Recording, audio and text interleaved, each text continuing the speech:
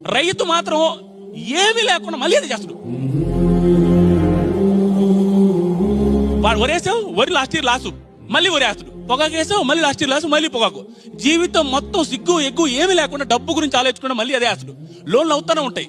ఇంకా దేవుడి మీద భారం వేస్తాడు. ప్రతి ఒక్కటి దేవుడి మీద భారం. నాకన్నా ఈ మూమెంట్ వచ్చింది కాబట్టి చెప్తాను.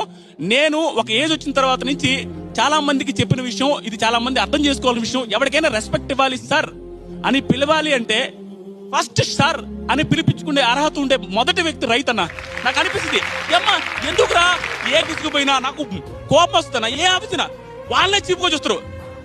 అడుగుచో ఇట్రా రెండు ఎన్నిసార్లు చెప్పాను నీకు ఇదే.